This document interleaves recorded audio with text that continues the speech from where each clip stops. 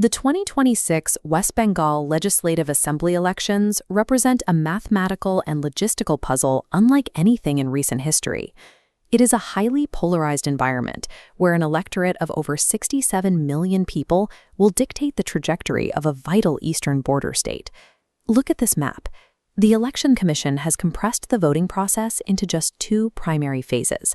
Half the state, covering the north and west, votes in Phase 1, while the urbanized south hits the polls in Phase 2. Preceding both dates is a strictly enforced 48-hour silent period.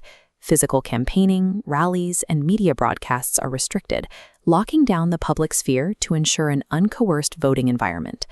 Simultaneously, the ECI has imposed a blanket ban on all exit polls under the Representation of the People Act 1951.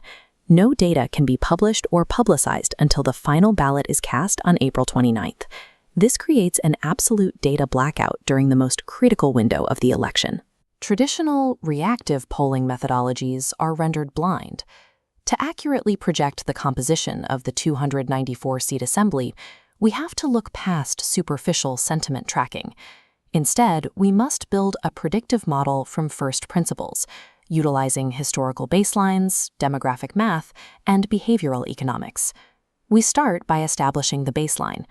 To model 2026, we first map the hardened voting behaviors recorded during the 2021 Assembly and 2024 Lok Sabha elections.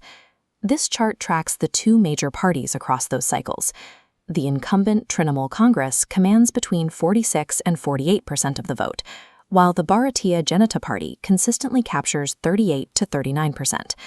Because these two parties absorb nearly 85%, on one side is Chief Minister Mamata Banerjee, the primary architect of a deep, localized rural welfare network that secures the state's largest voting bloc.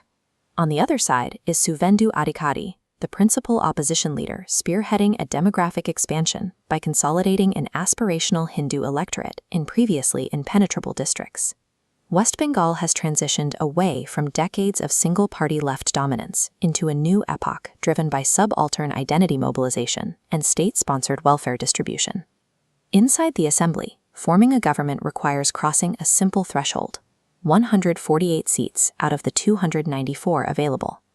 This is not a fluid environment of easily swayed voters. It is a rigid, entrenched system. Altering the trajectory of this assembly requires an extraordinary shock to the state's demographics. That shock arrived via the Election Commission's Special Intensive Revision, or SIR, a process that involved preparing the electoral rolls essentially from scratch. This represents the state's total eligible voting population. Watch as nearly 12% of the electorate is sheared off.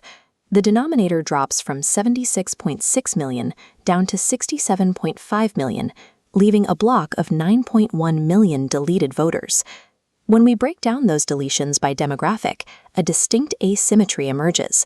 While Hindus make up the numerical majority, Muslims account for 34% of the removals, a rate higher than their overall share of the population. The scale of this revision triggered a constitutional crisis. Instead of mobilizing voters, party cadres spent pre-election months navigating legal tribunals and verifying names. Mathematically, this widespread subtraction makes historical victory margins completely obsolete. In hypersensitive areas, the starting line has moved. We can map exactly where the baseline breaks. In 44 distinct assembly constituencies, the raw number of voters removed from the rolls is larger than the entire margin of victory recorded in 2021. Take Samsarganj. The incumbent won here by 26,111 votes, but the administrative verification process deleted over 74,000 names. The previous safety net is gone. Because these deletions disproportionately impact minority populations and border districts that traditionally back the incumbent, the revision creates a structural tilt that favors the opposition before a single actual ballot is cast. To model behavior in this constricted electorate, psephologists adapt the epidemiological SIR model, which tracks the transmission of political ideologies through a population.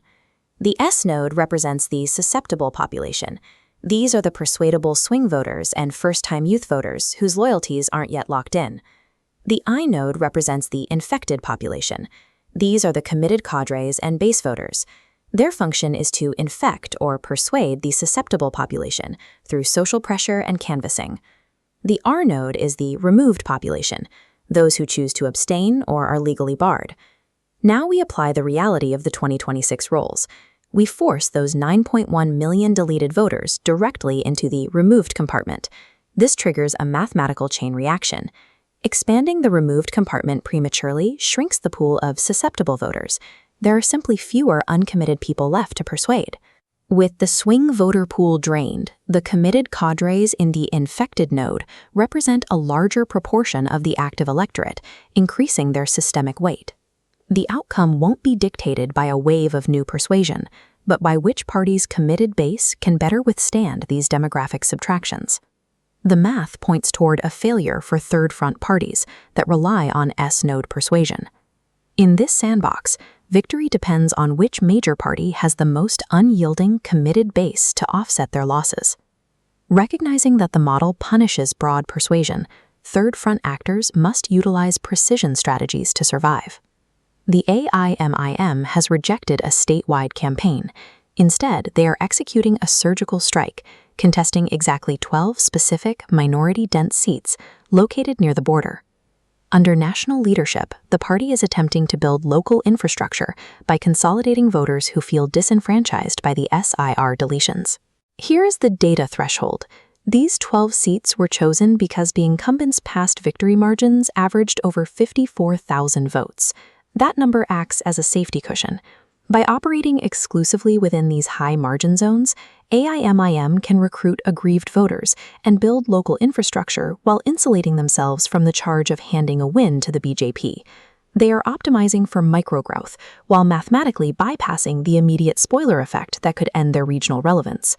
To fill the data void, analysts deploy support vector machine algorithms to parse millions of unstructured social media inputs. This gauge shows the output. When natural language processors track trending hashtags, the data registers a swing into deep anti-incumbency territory. This digital signal tracks genuine anger regarding urban infrastructure, public corruption, and failures in women's safety. But we must correct for digital bias. What goes viral in Kolkata rarely correlates with how an agricultural worker votes in the rural hinterlands. The ultimate veto power belongs to the M factor, the state's digitally silent but highly mobilized female electorate. The state targets these women with a 150 billion rupee direct benefit transfer architecture. In rural households, these reliable cash deposits provide a degree of financial autonomy that builds intense loyalty.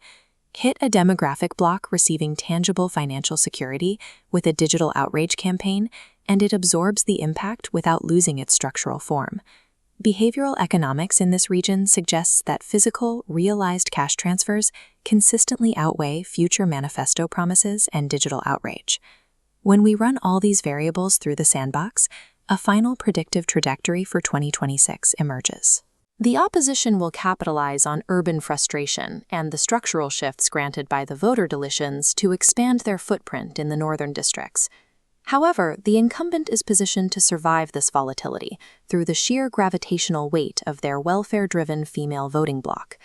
The data points toward the incumbent absorbing the concentrated demographic shocks and navigating the constricted electorate to secure a narrowed but decisive majority for a fourth term.